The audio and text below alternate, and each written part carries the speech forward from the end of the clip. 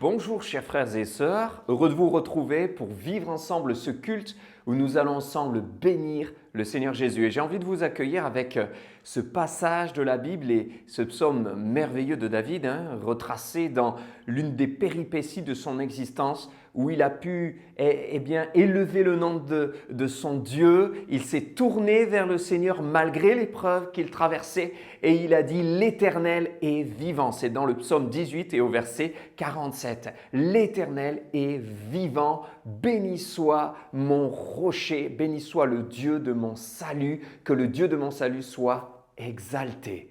Alors je vous invite à exalter le Seigneur avec moi maintenant et nous louons Dieu avec toute l'équipe de louanges.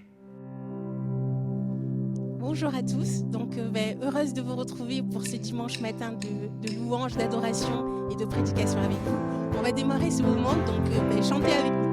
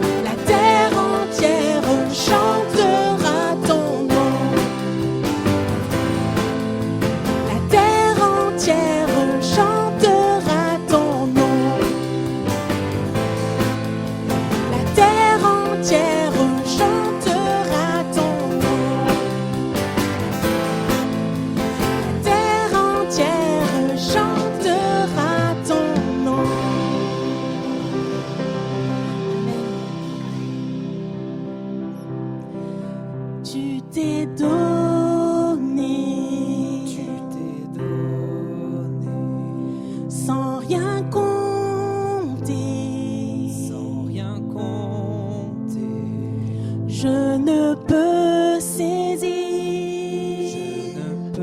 saisir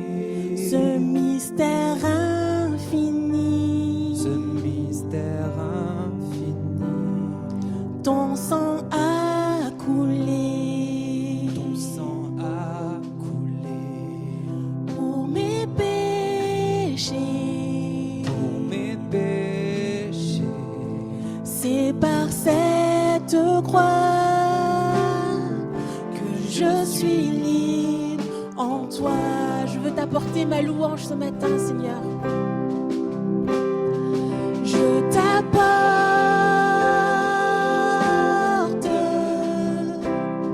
mon offrande, ma louange.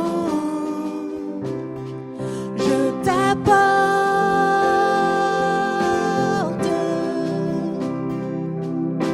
ma reconnaissance. Tu t'es donné ce matin. Tu t'es donné sans rien compter. Rien compte, Je ne peux saisir ne peux saisir ce mystère infini. ce mystère infini. Ton sang a coulé Sans pour mes péchés. mes péchés. C'est par cette croix que je suis libre en toi. Je veux t'apporter mon offrande. Je t'apporte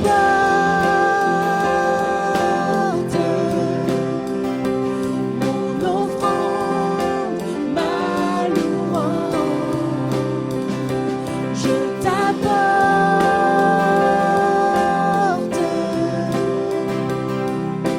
ma reconnaissance. Je t'apporte mes prières, Seigneur. Je t'apporte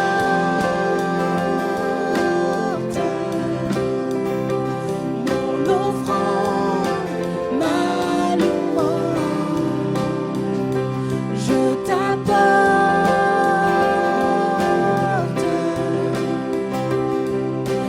ma reconnaissance. Disons-le encore une dernière fois. Je t'apporte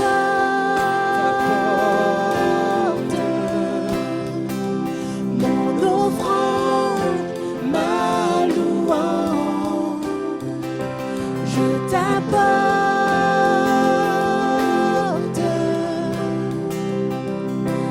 ma reconnaissance.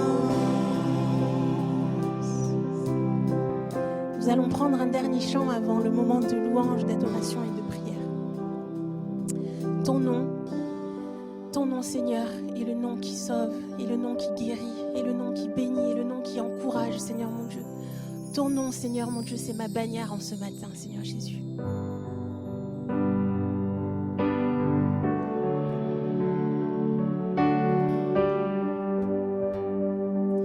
De l'aube au coucher du soleil, tes splendeurs nous émerveillent, et notre cœur d'enfant répond en glorifiant ton nom de l'aube au coucher du soleil, tes splendeurs nous émerveillent, et notre cœur d'enfant répond en glorifiant ton nom,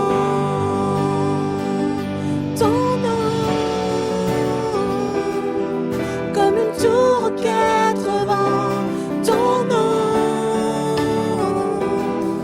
nous rend forts à chaque instant. Ton nom,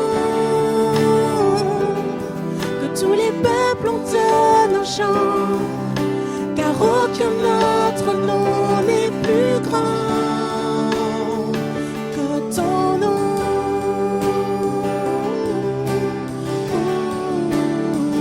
Que ton nom.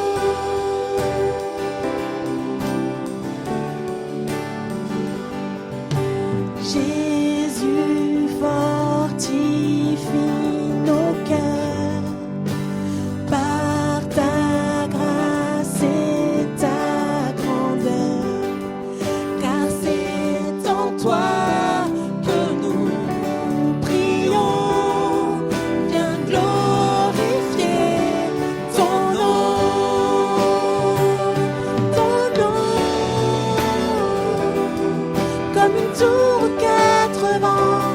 Ton nom nous rend fort à chaque instant. Ton nom, que tous les peuples entonnent un chant, car aucun autre nom n'est plus grand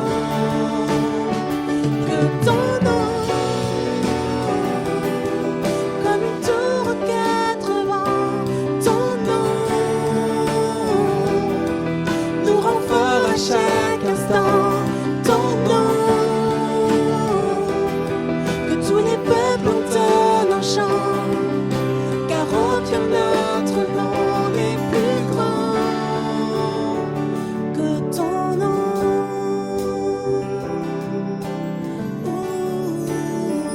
Que ton nom.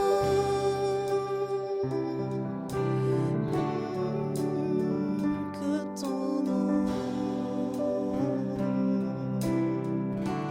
Ola Kalasola. Oh Seigneur mon Dieu, merci encore Seigneur mon Dieu pour ces moments Seigneur mon Dieu que nous pouvons passer Seigneur mon Dieu en communion avec toi Seigneur mon Dieu. Merci parce que ta main Seigneur mon Dieu, ta main est toujours sur nous Seigneur, parce que tu ne nous abandonnes pas Seigneur mon Dieu, peu importe les épreuves, peu importe la difficulté Seigneur mon Dieu, tu es là avec nous Seigneur mon Dieu. Et même si je ne comprends pas tout, même si je ne connais pas tout Seigneur mon Dieu, je veux Seigneur avoir ma main dans la tienne Seigneur mon Dieu et ton nom gravé Seigneur mon Dieu sur mon front Seigneur mon Dieu. Sois béni, sois glorifié Seigneur mon Dieu pour ces moments que nous allons passer Seigneur mon Dieu, yeux à yeux avec toi Seigneur, plongé dans ta parole Seigneur Jésus. Sois béni, sois glorifié Seigneur en ce matin. Amen. Voilà, nous nous retrouvons maintenant pour ce temps de partage de la Sainte Seine, le repas du Seigneur, où nous voulons le faire avec beaucoup de joie, de reconnaissance et en prenant vraiment conscience de ce que nous faisons.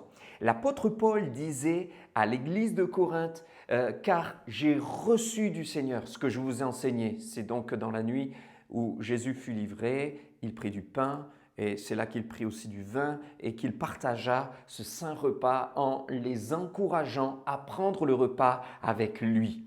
Paul dit bien « je l'ai reçu du Seigneur ». Et je crois que c'est important de réaliser que même si on ne peut pas tout expliquer, et le Seigneur aurait pu choisir un autre moyen pour nous réunir, pour nous amener dans la communion avec Christ, dans l'œuvre de la croix, mais il a choisi bien, que nous prenions du pain, du vin et que cela soit le symbole de son corps crucifié pour chacun d'entre nous. Alors on va le faire parce que ce que Paul a enseigné à l'église de Corinthe, c'est pour toutes les églises et il l'a reçu du Seigneur. Mes frères et sœurs, c'est important de persévérer dans la fraction du pain, de persévérer dans le repas du Seigneur, de prendre cette communion avec joie et de réaliser qu'il y a là les symboles du corps de Christ qui a été crucifié, de son sang qui a coulé pour le pardon de nos péchés. Jésus est vivant. Je vous invite à prier avec moi et à prendre ensuite le pain et le vin en communion d'esprit. Seigneur, nous voulons nous rappeler de ce que tu as fait à la croix pour chacun d'entre nous. Et pour nous, prendre le pain, prendre le vin, ce n'est pas un rituel, mais nous savons que tu es présent, que tu vois nos cœurs, nos vies, et qu'il y a là, dans ces symboles, la réalité d'une œuvre puissante et éternelle que nous trouvons auprès de toi. Nous savons que tu es en train de nous préparer une place. Nous t'appartenons, Seigneur. Merci de nous permettre de continuer, de persévérer dans la communion fraternelle au travers de ce saint repas, parce qu'il nous rappelle ce que tu as fait, ton œuvre et ton acte parfait de mort à la croix, mais qui a été suivi d'une puissante résurrection. Alors gloire à ton nom pour les victoires prises maintenant, en cet instant, au nom de Jésus par le Saint-Esprit. Amen. Amen. Je vous invite à prendre le pain.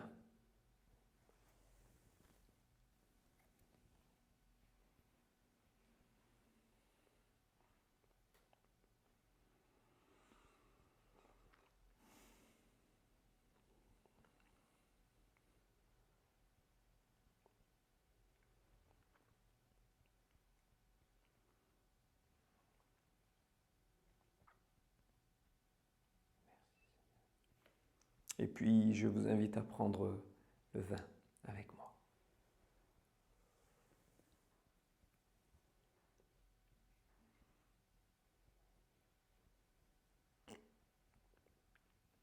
Gloire à toi. Nous te rendons gloire et grâce, Seigneur, pour ce temps que nous avons pu partager et vivre ensemble, et qui nous rappelle aussi que notre espérance est vivante, que nous sommes des pèlerins ici sur la terre, mais il y a un beau pays qui nous attend, c'est le ciel. Et nous savons que tu viens bientôt, Maranatha. À toi la gloire, Seigneur Jésus-Christ ressuscité, toi notre berger. Amen. Voilà mes frères et sœurs, je suis heureux de vous retrouver pour partager ensemble la parole de Dieu. Et on va ce matin s'arrêter sur la troisième partie de notre thématique « Reconstruire les murailles ». Alors sans plus tarder, on va ouvrir la Bible et lire à nouveau le premier chapitre du livre de Néhémie pour comprendre ce matin quel a été le questionnement de Néhémie. Parce que la dernière fois, on avait parlé de cette prise de conscience des murailles qui étaient en ruine. Mais si Néhémie a pris conscience de la situation et que nous sommes appelés à prendre conscience de la situation spirituelle dans nos cœurs, dans nos vies, dans notre foyer, autour de nous, dans notre environnement, prise de conscience spirituelle de l'état de notre pays, de notre ville et du besoin du Seigneur Jésus, eh bien, il faut d'abord se poser des questions et se poser les bonnes questions. Néhémie a posé la bonne question. Sinon, il n'aurait jamais eu les réponses et l'état des lieux de ses amis revenant de Jérusalem pour lui donner ces informations qui l'ont amené à une prise de conscience. La prise de conscience passe par un bon questionnement. Et on va voir ce matin le bon questionnement. Néhémie, chapitre 1er. Donc nous lisons à partir du verset 1er. Parole de Néhémie, fils de Hakalia, au mois de Kisleu, la 20e année, comme j'étais à Suse dans la capitale, Hanani, l'un de mes frères et quelques hommes arrivèrent de Juda. Je l'ai questionné au sujet des Juifs réchappés qui étaient restés de la captivité et au sujet de Jérusalem. Ils me répondirent, ceux qui sont restés de la captivité sont là, dans la province, mais au comble du malheur et de l'opprobre. Les murailles de Jérusalem sont en ruine et ses portes sont consumées par le feu. Et lorsque j'entendis ces choses, je m'assis, je pleurais et je fus plusieurs jours dans la désolation.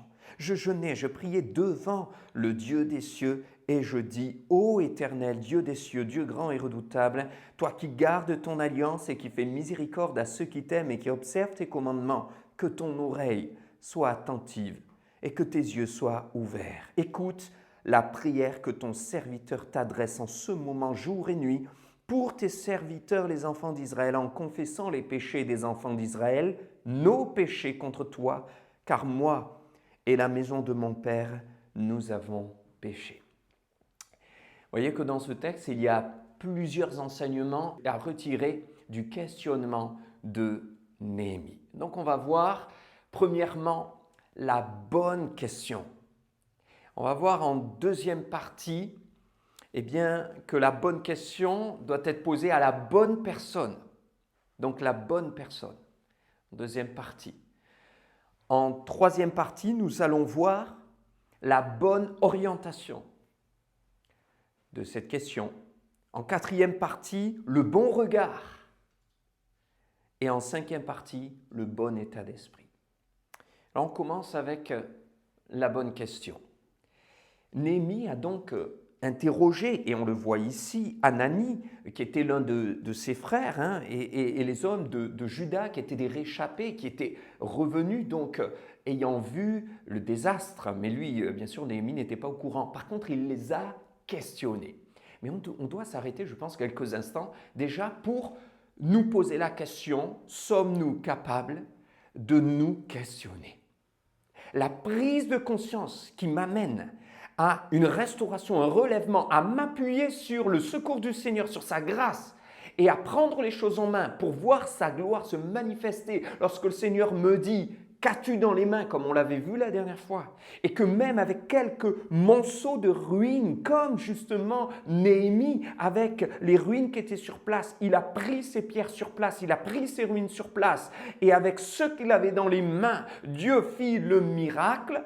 Eh bien, de la même manière, le Seigneur me dit, qu'as-tu dans les mains? Mais pour qu'il me pose cette question, il faut d'abord que je prenne conscience de la situation. Et voyez, cette prise de conscience, elle passe par un questionnement. Trop de gens, trop de personnes ont passé toute leur existence dans des travers, des péchés, des addictions, des souffrances, des douleurs non résolues parce qu'ils ne se sont jamais posé de questions. Et à un moment donné, il faut savoir se dire, mais pourquoi est-ce que ça ne va pas? Pourquoi ça ne fonctionne pas? Pourquoi est-ce que spirituellement je n'arrive pas à aller de l'avant? Pourquoi ça fait 14 ans que je suis converti et j'en suis toujours au même point dans ma vie de prière? C'est-à-dire je prie un jour et puis 6 jours passent sans que j'ouvre ma Bible, sans que je me tienne devant le Seigneur. Puis je me reprends, je reviens devant le Seigneur, je me culpabilise, puis il m'aide, je repars. Et sans cesse, ça recommence, c'est le même cycle. À un moment donné, il faut s'arrêter et se poser des questions. Non seulement il faut se poser des questions, mais surtout, ce qui est intéressant chez Néhémie, c'est qu'il va poser la bonne question.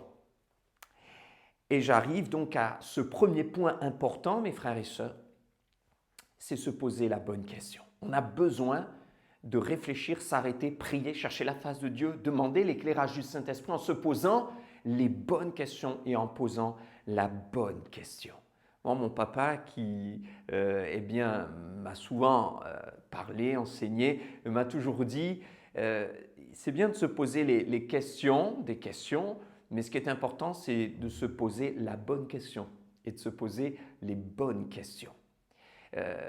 Je me souviens aussi de ce que Jésus a fait et je pense que vous pouvez aussi faire appel à votre mémoire. Lire ce verset d'ailleurs qui va s'afficher dans Marc chapitre 10 et verset 51 concernant un certain Bartimée, un homme qui était aveugle.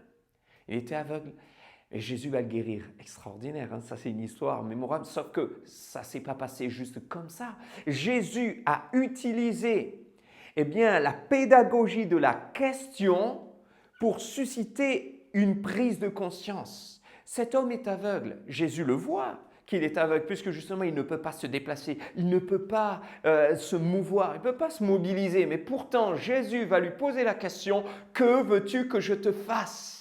Il fallait que cet homme verbalise son désir, il fallait que cet homme mette sa foi en action, qu'il le dise. Mais remarquez qu'au travers de cette question, que veux-tu que je te fasse? Cet homme est obligé de dire que je recouvre la vue, ça veut dire qu'il est en train d'avouer son état. Il est en train de confesser son état d'aveuglement, tout simplement il est aveugle. Il est en train de mettre en lumière son besoin. C'est-à-dire que la question de Jésus met en lumière le problème, met en lumière le besoin, met en lumière le manque, la souffrance. C'est-à-dire qu'elle suscite une prise de conscience. Mais ça a été par la question et par la bonne question que Jésus a posée. Et je crois qu'il est important pour nous de nous poser les bonnes questions, mes frères et sœurs. Se poser les bonnes questions, c'est peut-être aussi s'arrêter un instant et se demander ce qui nous soucie aujourd'hui, qu'est-ce qui nous inquiète, qu'est-ce qu'on regarde, quelle est notre priorité. Souvent, on pense au manger, on pense au boire, on pense aux aliments, à notre besoin et à nos besoins personnels. Et l'homme moderne est plongé, baigné et endormi par le matérialisme. Mais posons-nous, est-ce que nous nous posons la question du royaume de Dieu? Est-ce que nous nous posons des questions sur l'état spirituel du royaume de Dieu? Est-ce que nous nous posons des questions sur le retour du Seigneur? Le Seigneur voudrait nous interpeller. Et les bonnes questions, elles sont là d'abord. Elles sont d'ordre spirituel. Tout part du spirituel. Le Seigneur voudrait te poser la question déjà, où en es-tu spirituellement?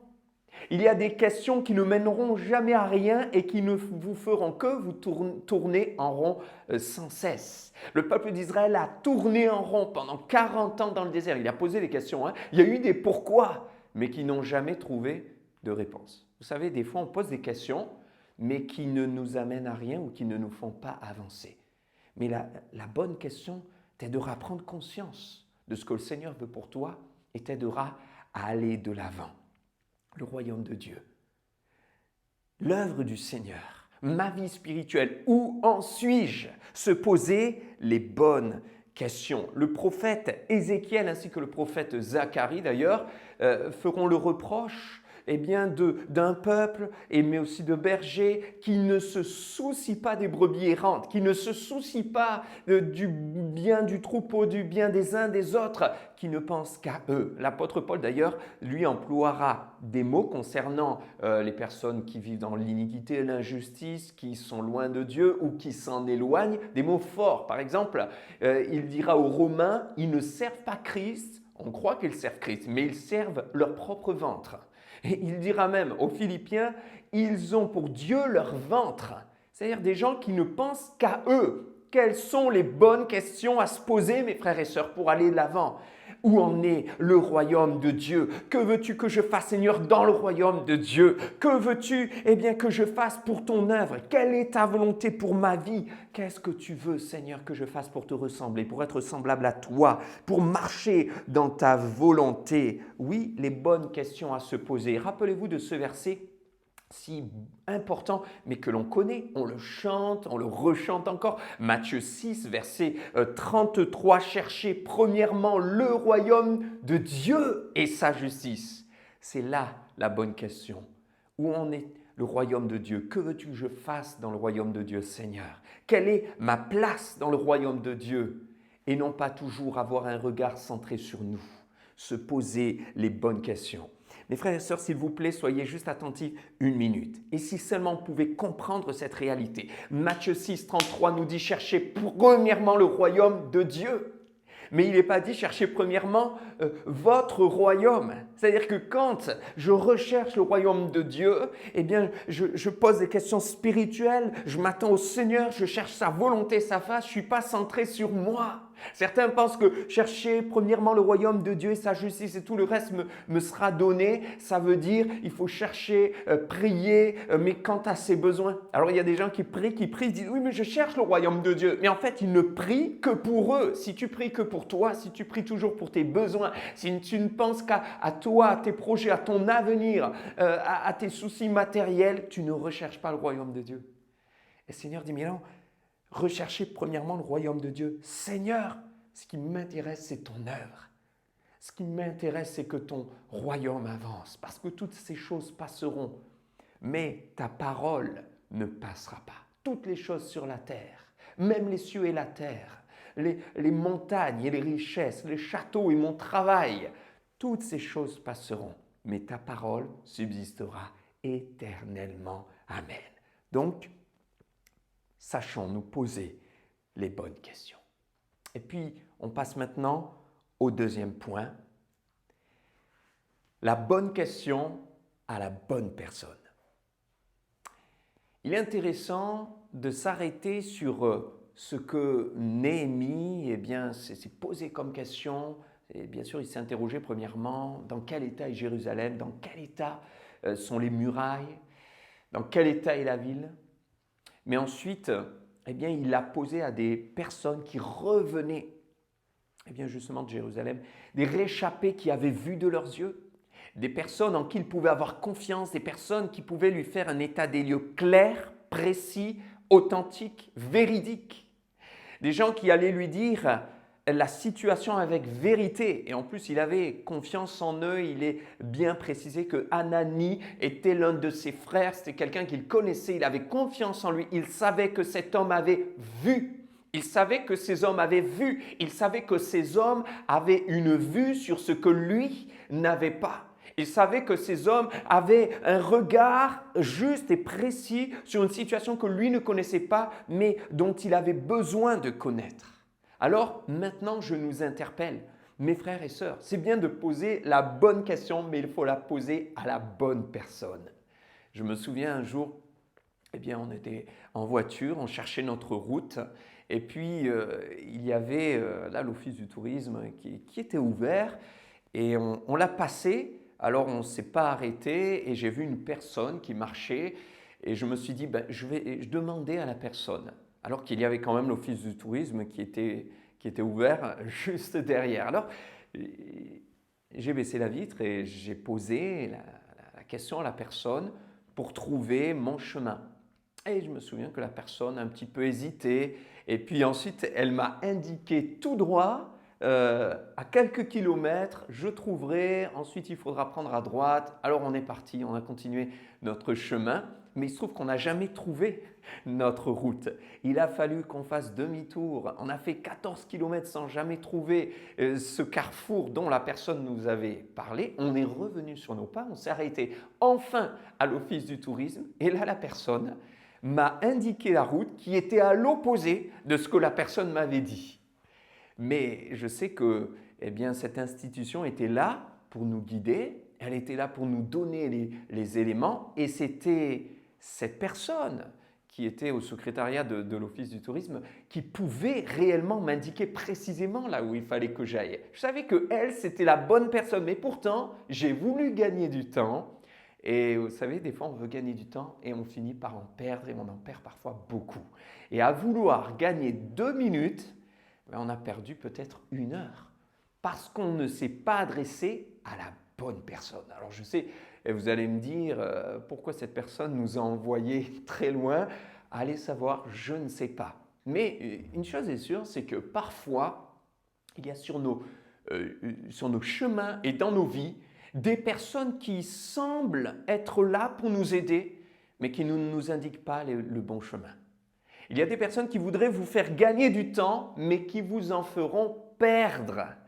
Et on n'est pas là pour juger toutes les personnes qui sont autour de nous, mais simplement pour nous questionner et avoir justement une réflexion spirituelle et nous dire mais à quelle personne faut-il s'adresser? À la bonne personne. Et vous allez me dire mais ce n'est pas évident. Néhémie, lui, il avait donc un de ses frères en qui il avait confiance. Il savait à qui il pouvait s'adresser et à qui il pouvait poser ses questions.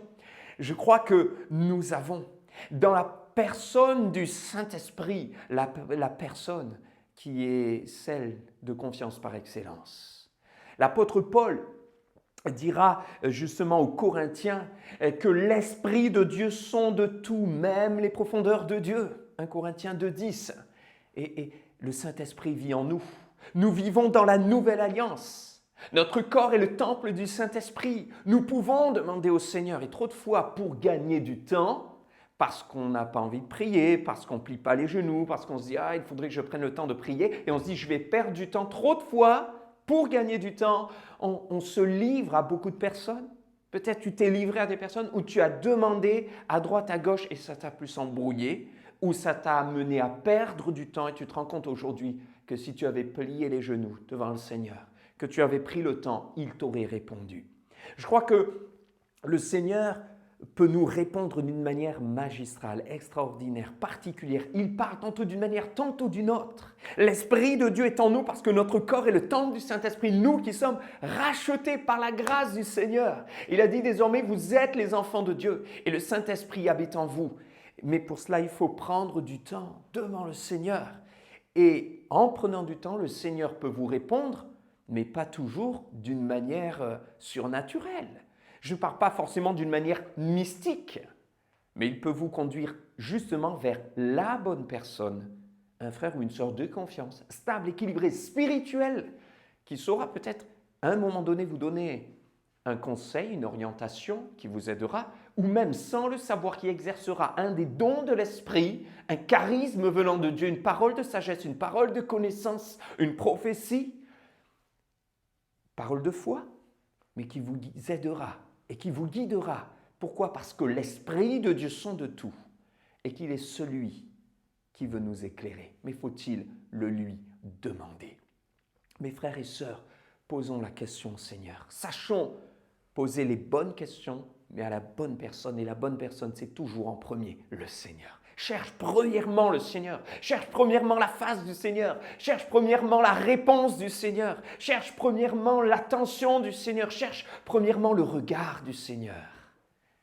La bonne personne, c'est d'abord le Seigneur. Et c'est ensuite lui qui nous guide vers les personnes qui nous aideront.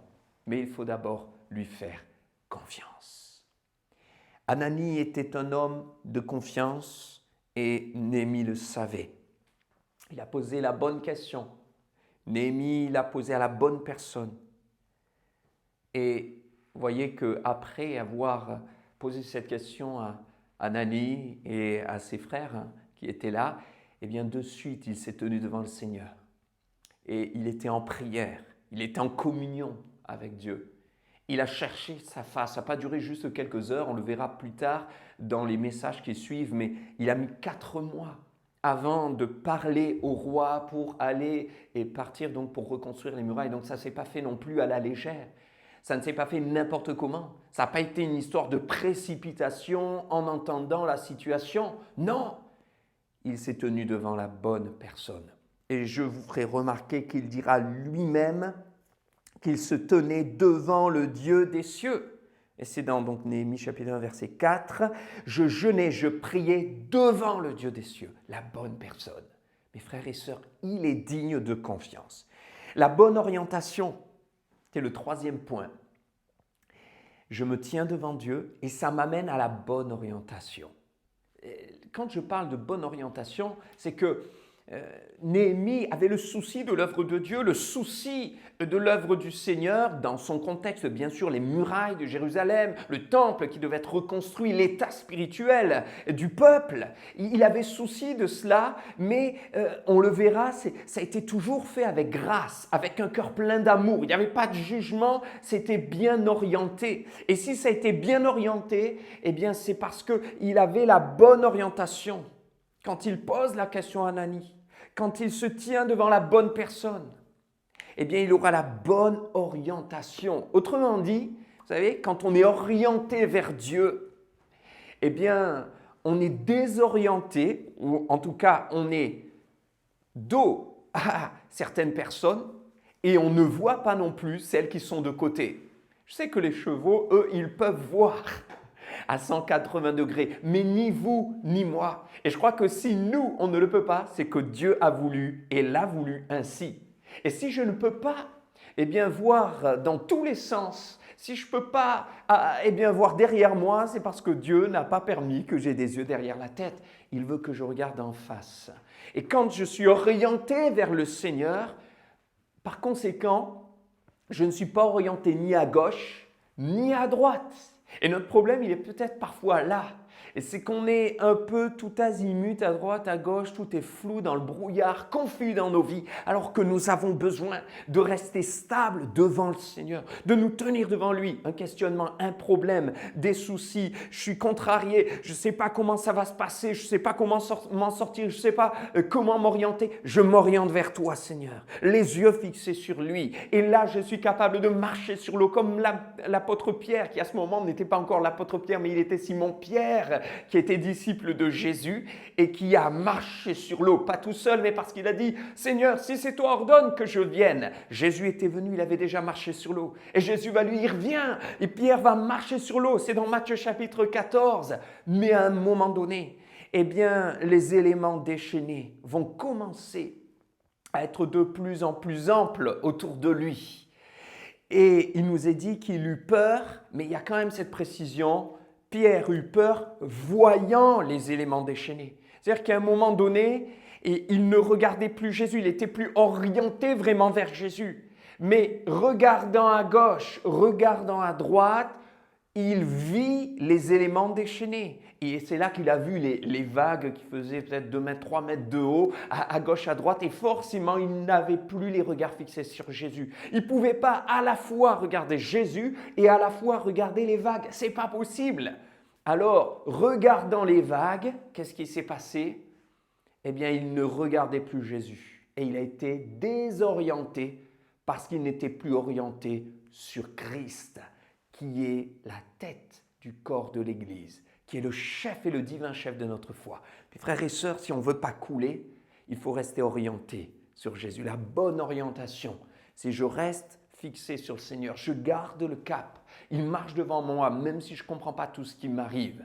Au moment où il a regardé à gauche, à droite, il s'est enfoncé. Il s'est enfoncé. Heureusement, il a crié à Jésus, « Sauve-moi ! Aie pitié de moi, viens à mon secours !» Et le Seigneur va le sauver, parce qu'il est plein de compassion. Mais on a un enseignement là, encore, la bonne orientation. Et frères et sœurs, je crois que Néhémie ne s'est pas trompé, il s'est tenu devant le Dieu des cieux. Et en se tournant vers le Dieu des cieux et en se tenant devant lui, eh bien, il a compris qu'il pouvait avoir à cœur le royaume de Dieu. Il pouvait regarder à l'état des autres, à l'état des ruines. Il pouvait regarder autour de lui. Il ne se tromperait pas. Et je crois que quand on doit se poser les bonnes questions sur notre vie spirituelle, sur l'état spirituel autour de nous, il faut d'abord toujours avoir la bonne orientation. Je m'explique et vous allez comprendre. On peut se poser la question sur nous-mêmes, on peut se regarder, mais si on ne regarde pas Dieu avant de nous regarder, si on n'a pas la bonne orientation, les yeux fixés sur le Seigneur pour faire un diagnostic de là où on en est de nos vies spirituelles, alors on va devenir égocentrique, on va se regarder le nombril et on va chercher nos besoins. Et c'est comme ça qu'on peut avoir et faire des heures et des heures de prière, mais être à côté complètement de la plaque concernant le plan de Dieu. On peut aussi regarder à l'état spirituel autour de nous, le pays, les villes, les églises et dire « Seigneur, j'ai à cœur les autres. » Mais si ce n'est pas au travers du regard de Dieu que je vois les autres, je vais tomber dans le jugement parce que je n'aurai pas eu la bonne orientation. Donc voyez, je regarde d'abord le Seigneur, soleil de justice, et c'est au travers de son regard que je peux m'examiner avec sérieux parce que l'Esprit de Dieu sonde tout et qu'il me révélera ce que moi je dois faire pour changer, lui être agréable, pour aller de l'avant, être restauré, fortifié. Et au travers du regard du Seigneur, je verrai aussi comment je dois regarder les autres. Et c'est là qu'on en arrive au 4e point, avoir le bon regard. Néhémie prend conscience de la situation. Il prend conscience des ruines. Il voit, il sait. Pourtant, il ne voit pas de ses yeux encore, il verra plus tard parce qu'il fera ce long chemin. Mais au début, il voit au travers des yeux de son frère Hanani. Et c'est comme si spirituellement, il pouvait comprendre l'état spirituel, l'état terrible moral aussi, l'état des ruines, les ruines des murailles. Mais son regard est le bon regard, parce que c'est au travers du regard de Dieu. Vous savez, dans la lettre de Paul à Timothée, deuxième lettre de Paul à Timothée, au chapitre 3, verset 2, il rappellera que dans les temps de la fin, les hommes seront égoïstes. Alors je reviens au type de prière que nous faisons. Je reviens à notre manière parfois de vouloir grandir dans la foi. Seigneur nous demande d'être capables de nous décentrer de nous-mêmes. Et la vie de prière solide, la vie de prière que Dieu demande, ce n'est pas bénis-moi, bénis-moi, bénis-moi, donne-moi, donne-moi, donne-moi. La Bible dit, le livre des Proverbes, que la sangsue, elle a deux sœurs, c'est donne-moi, donne-moi. C'est toujours pour soi. Je crois que nous devons avoir un regard pour les autres. Rappelez-vous, le premier, le plus grand des commandements, c'est tu aimeras ton Dieu de tout ton cœur, de toute ton âme, de toute ta pensée, et ton prochain comme toi-même. C'est-à-dire que mon regard vers Dieu, la bonne orientation, me pousse à un regard vers les autres. Et on a besoin d'avoir le bon regard. Et le regard de Dieu, c'est aussi sur les besoins autour de nous, sur les autres, sur ceux qui souffrent, pas toujours un regard sur ce que nous n'avons pas, sur mes manques, sur ce que j'aimerais avoir, sur ce que je désire, sur mes envies. Non, cherche premièrement le royaume de Dieu et sa justice, et Dieu te donnera ce dont toi tu as besoin. Mais savoir à un moment donné se décentrer de soi et dire « Seigneur, je veux, comme Paul disait aux Colossiens, non pas chercher mes propres intérêts, mais me considérer comme inférieur aux autres et dire « Seigneur, je sais que tu t'occupes de moi, mais quels sont les besoins autour de moi ?» Le regard de Néhémie, c'est un regard plein de compassion. Et je crois que si nous nous tenons devant le Seigneur, si nous cherchons réellement sa face et son cœur, il nous communiquera les sentiments de son cœur. C'est pour ça que Paul disait « Ayez les sentiments qui étaient en Jésus-Christ ». Et les sentiments de Jésus-Christ, c'était pas de sans cesse considérer ses propres petits besoins qui n'avaient pas été répondus. C'était pas forcément d'être toujours là dans des sentiments qui l'auraient conduit à la frustration. J'ai pas si j'aimerais avoir ça. J'ai pas si j'aimerais avoir ça, j'ai pas obtenu alors que ça fait longtemps que je demande. Non, il était décentré de lui-même pour se centrer sur les autres. Et nous sommes appelés à voir les sentiments qui étaient en Jésus-Christ. Et ces sentiments, ils étaient là pour les autres. Même quand Jésus est fatigué, qu'il a besoin de repos, il voit une foule qui a besoin et il y va. Et là, il les guérit. et il les guérit tous. Il voit une foule qui a faim et là, il les nourrit et il les nourrit tous. L'amour de Jésus désintéressé. 1 Corinthiens chapitre 13, l'apôtre Paul dira, car l'amour, le véritable amour, l'amour agapé, l'amour qui vient de Dieu, l'amour que l'Esprit te communique, l'amour de l'Esprit, l'amour, le véritable, il ne cherche pas son propre intérêt. Et j'ai besoin de porter mon regard maintenant sur l'autre. Si j'ai la bonne orientation, je veux avoir le bon regard. Et le regard aussi sur ce qui se passe autour. Mes frères et sœurs, il est temps de se poser la question, tiens, comment va l'Église? Comment vont mes frères et sœurs? Comment ça se passe pour les autres? Quel besoin chez cette famille? Quel besoin pour cette personne? Il a aussi ses combats. Seigneur, je suis un enfant de Dieu, donc je suis un serviteur de Dieu. Nous sommes des serviteurs, des servantes de Dieu. Donc, j'ai un rôle à jouer pour pouvoir être en bénédiction pour les autres. Donne-moi, Seigneur, ton regard, le bon regard, le regard de Jésus. Et puis enfin, le bon état d'esprit. Parce que voyez-vous, si en regardant autour de nous, si en regardant les autres, si en regardant la situation, l'Église, la vie spirituelle du pays, de la ville, des uns des autres, eh bien, si nous n'avons pas le bon état d'esprit, eh bien, nous passons complètement à côté du plan de Dieu et on peut faire beaucoup plus de mal que de bien. Mais Néhémie est parti à la reconstruction des murailles. Il est parti et il a réussi. Il est parti et Dieu lui a donné du succès parce qu'il avait le bon état d'esprit, mes frères et sœurs. Et quand j'ai le bon regard vers les autres, quand j'ai cette bonne orientation et que j'ai ce désir que le Seigneur me conduise et me communique ses sentiments, j'ai le bon cœur. Ce que Dieu veut, c'est que ce soit avec le bon cœur que nous accomplissions sa volonté pour voir les ruines restaurées, pour voir les ruines des familles restaurées, pour voir les reconstructions spirituelles, pour voir des reconstructions dans les foyers, pour voir ta vie spirituelle remonter, pour voir ta vie de prière changer, retrouver sa valeur, sa force, pour voir tes défenses aussi être remises en ordre avec solidité, stabilité. Eh bien pour cela, il faut ce cœur que Dieu veut. Et ce cœur, c'est le bon état d'esprit. Suivez-moi. Néhémie voit l'état, il voit les ruines. Et il crie à Dieu, devant Dieu, Seigneur, on a besoin de toi. Il prie, et vous l'avez lu avec moi, que ton oreille soit attentive, que tes yeux soient ouverts. Écoute la prière de ton serviteur.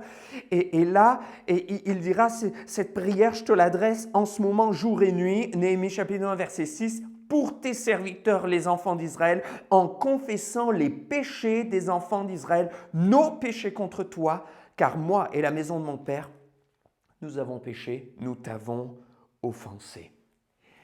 Le bon regard, quand on voit des ruines, des problèmes, des situations, des addictions, des vies aussi qui ne sont pas forcément à la gloire de Dieu, doit être alimenté par un bon état d'esprit. Certes, on ne met pas le couvercle, on n'est pas dans le déni en disant tout va bien si c'est catastrophique, mais le bon état d'esprit ne me conduit pas à une condamnation des autres. En regardant les autres avec le regard de Jésus dans l'amour,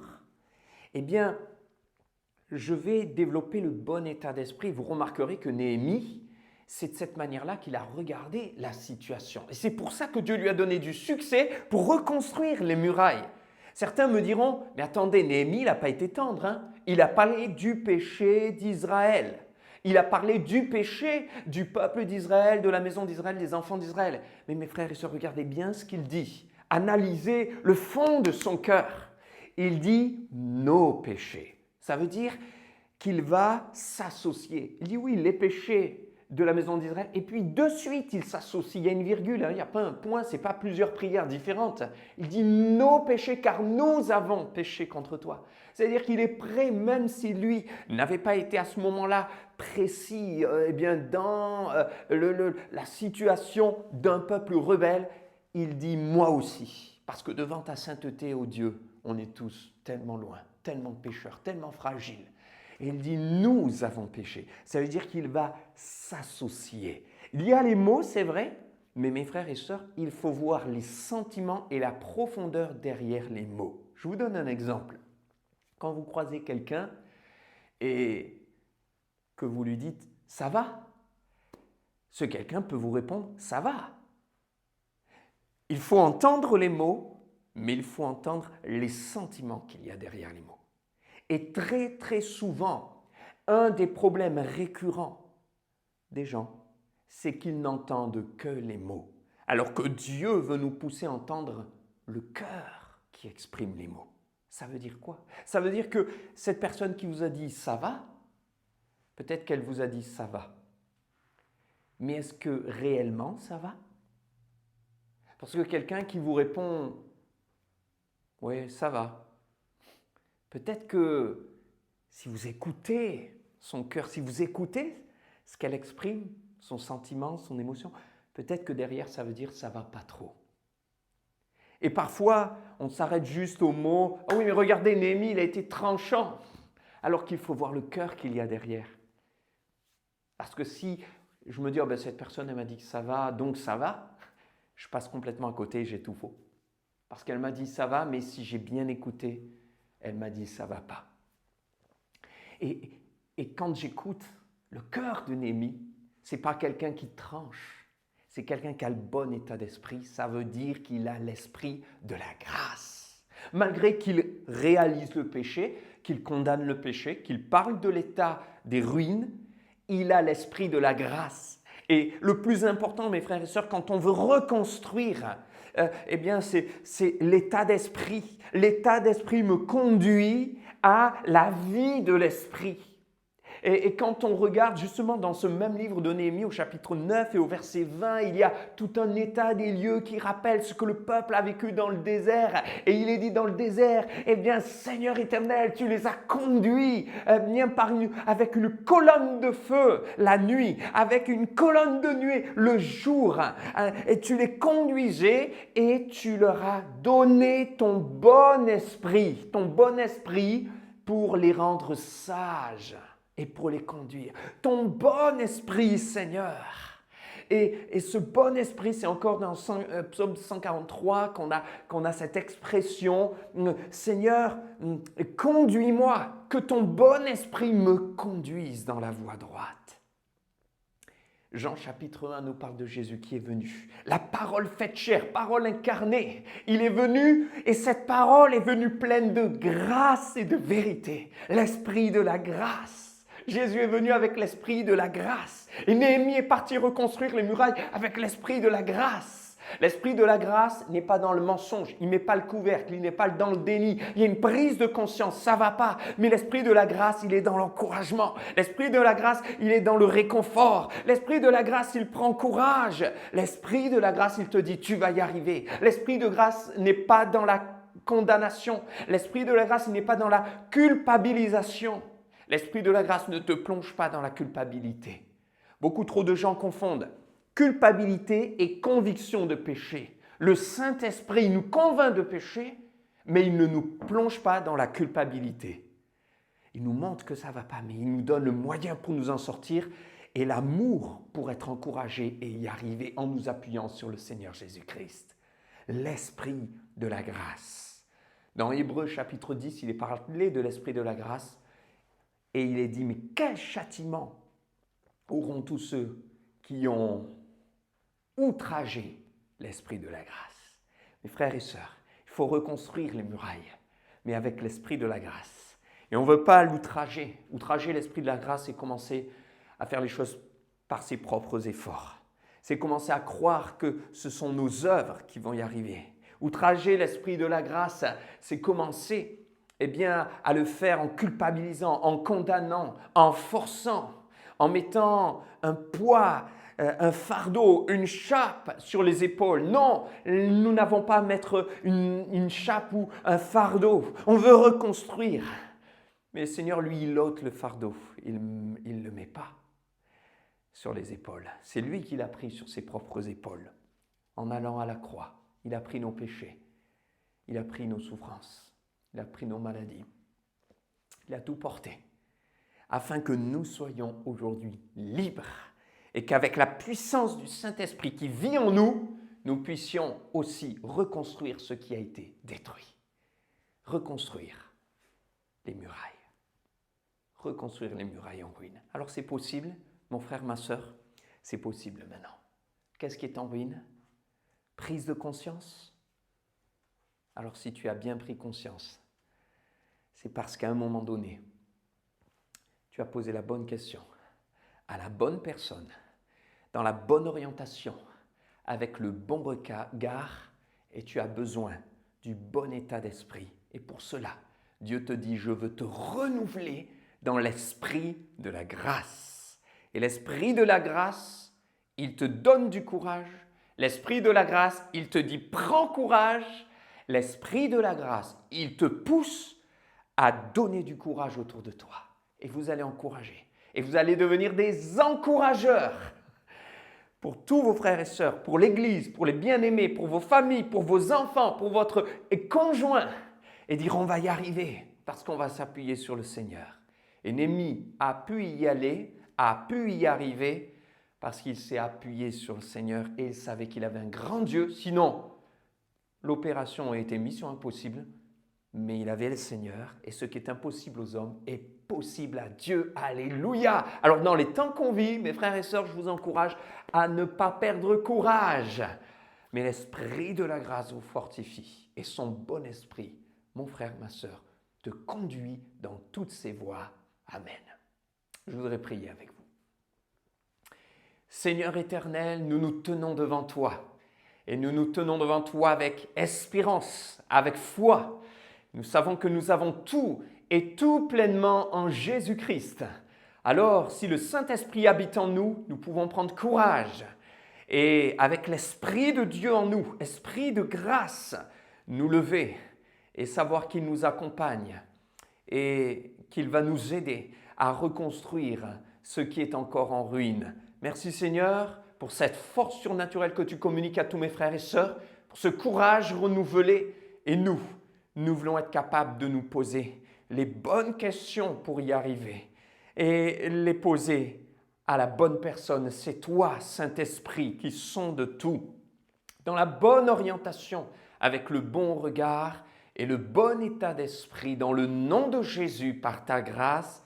Amen. Amen. Gloire à Dieu. Merci Seigneur. Que le Seigneur vous bénisse abondamment, mes frères et sœurs. Je vous souhaite vraiment du courage, de la force. On est ensemble, surtout si vous avez besoin d'aide, si vous avez besoin d'être accompagné, besoin de prière, n'hésitez pas à nous contacter. On est là aussi pour être avec vous dans ces moments-là. Voilà, je vous laisse maintenant avec un dernier chant et on va célébrer le Seigneur avec l'équipe de louanges et terminer en célébrant, en exaltant et en glorifiant le Dieu des cieux. À très bientôt.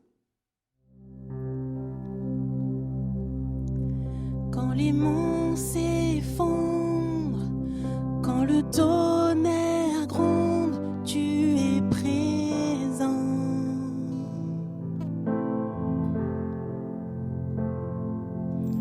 Quand la terre s'efface, mon âme dans ta grâce prend son essor.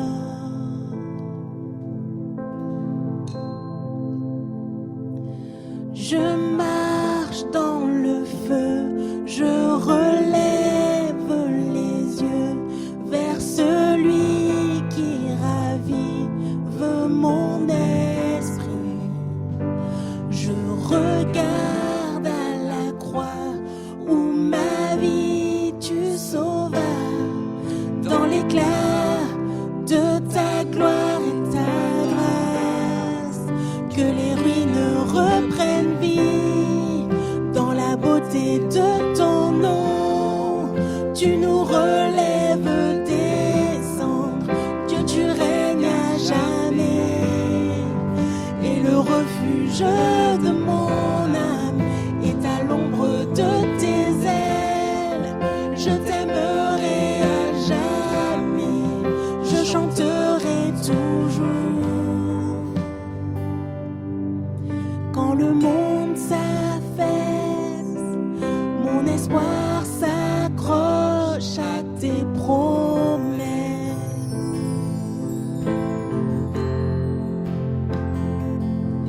Quand mon cours mon cœur puise sa force dans ta présence. Je marche dans le feu, Seigneur.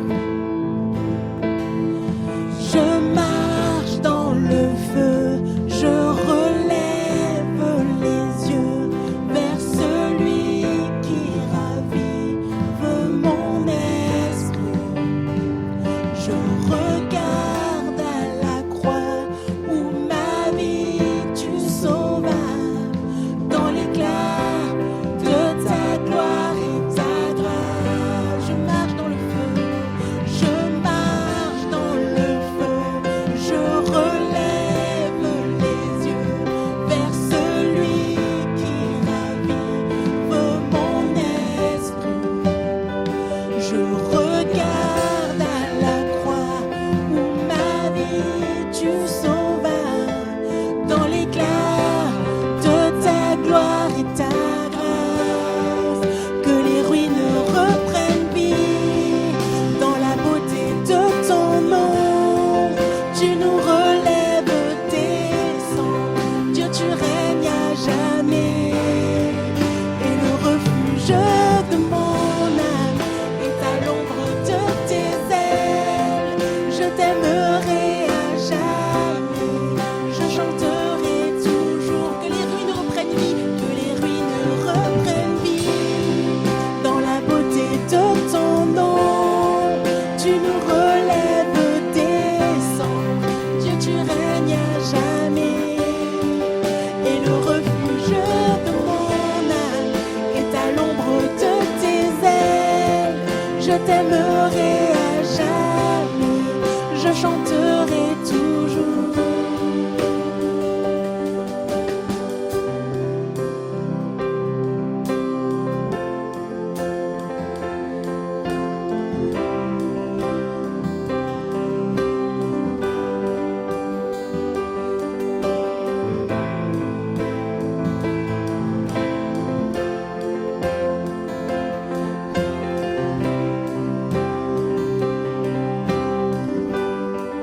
Que les ruines reprennent vie dans la beauté de ton nom.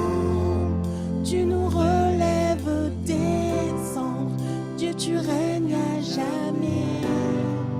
Et le refuge de mon âme est à l'ombre de tes ailes.